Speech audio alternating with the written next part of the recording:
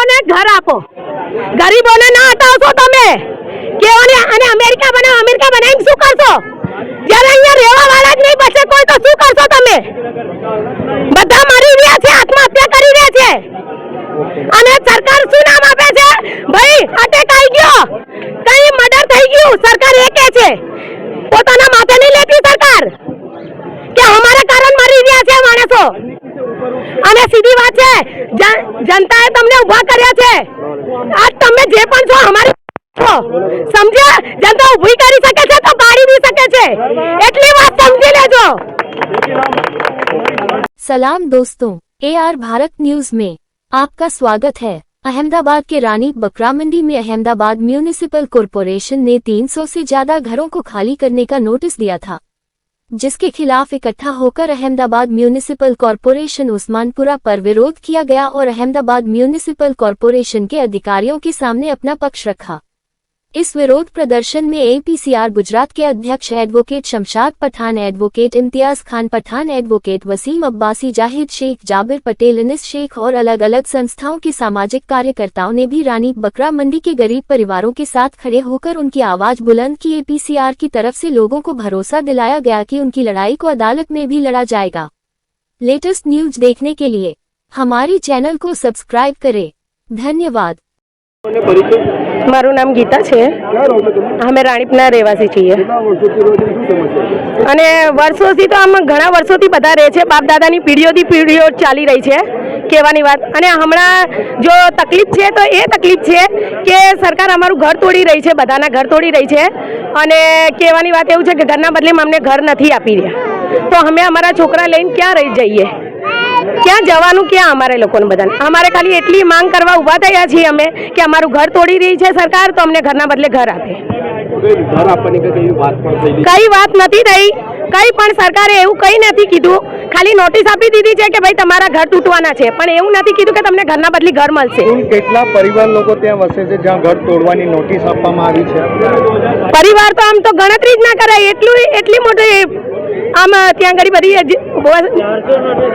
कितना है? नहीं करे 400-500 हो गए है ना? हाँ 400-500 600 है, ऐसा 500-600 છે ત્યાં કહેવાની વાત.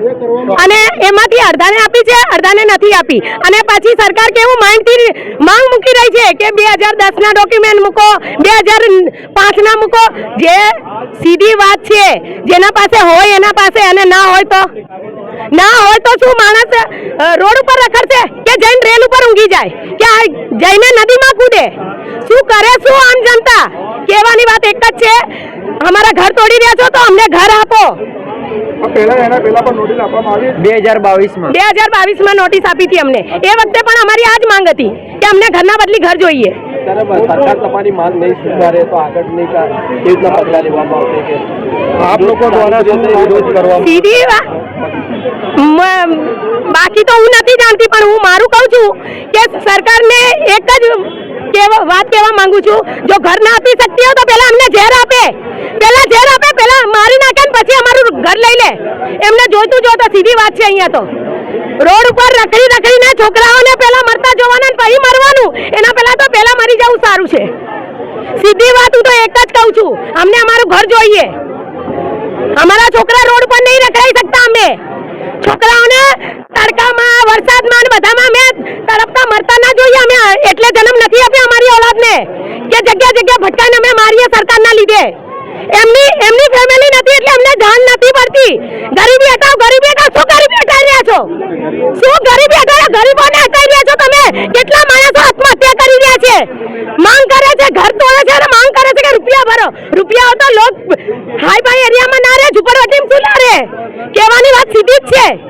પૈસા નથી એટલે ઝુંપડપટ્ટીમાં માણસ રહેશે, ક્યાંથી ભરશે પૈસા? આજે કોર્પોરેશનના અધિકારીઓને અમે મળ્યા. કોર્પોરેશનના અધિકારીઓએ એવું મૌખિક આશ્વાસન આપ્યું છે કે આજે તમે જે પણ લોકો છે તમામના દસ્તાવેજો તમારી રજૂઆતની સાથે તમે રજૂ કરી શકો. અમે તેની સમીક્ષા કરીને જે પણ લોકો હકદાર હશે તેવા તમામ લોકોને સામે મકાન આપીશું. એના પછી જ મકાન એ લોકોના તોડીશું. ત્યાં સુધી એ લોકોના મકાન અમે નહીં તોડીએ એવું એમણે મૌખિક બાહેધરી આપી છે. પણ અમે એમની પાસે એવી માંગણી કરીએ છીએ કે તમે જે મૌખિક કહી રહ્યા છો એવું કોઈ કાગળ અમને આપો, જેથી આ લોકોને થોડીક શાંતિ થાય અને લોકો શાંતિથી પોતાના કાગળિયા રજૂ કરે છે. એમણે કીધું કે ના, તમે કાગળ અત્યારે રજૂ કરો, અમે સ્ક્રુટિની કરીને જે પણ હશે તમને જણાવીશું. આ કુલ 288 લોકોને અત્યાર સુધી નોટિસ પાઠવી ચૂકી છે, પાઠવી દીધી છે આ લોકોએ, અને આવનારા દિવસોમાં કદાચ વધારે લોકોને પણ આ લોકો નોટિસ પાઠવશે એવી આશંકા છે. હાલ લગભગ 200 થી વધારે પરિવારના લોકો અહીંયા મોજૂદ છે અને તે લોકોએ પોતાની રજૂઆત કોર્પોરેશનના અધિકારી સમક્ષ કરી છે.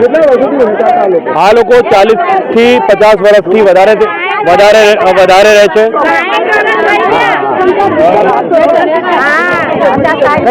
50 વર્ષથી વધારે સમયથી લોકો અહીંયા રહે છે.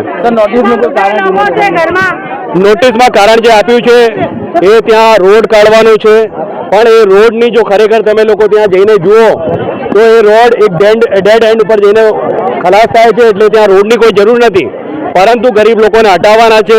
એટલે ક્યારેક રોડના નામે, તો ક્યારેક પુલના નામે, તો ક્યારેક ગાર્ડનના નામે, તો ક્યારેક બીજા કોઈ પર્પઝના નામે લોકોના ઘરો પાડી રહી છે આ સરકાર.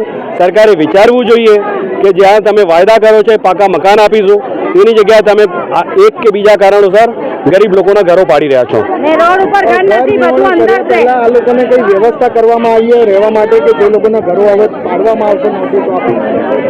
સરકારની જવાબદારી છે કે કોઈ પણ જગ્યા ઉપર જ્યારે ડિમોલિશન કરે કે લોકોને એમના ઘરો તોડે તો એવા લોકોને વૈકલ્પિક વ્યવસ્થા આપે, જેથી એ લોકો શાંતિપૂર્વક જે વિકાસ સકોલ્ડ વિકાસ થઈ રહ્યો છે એમનો લાભ પણ એમને મળે.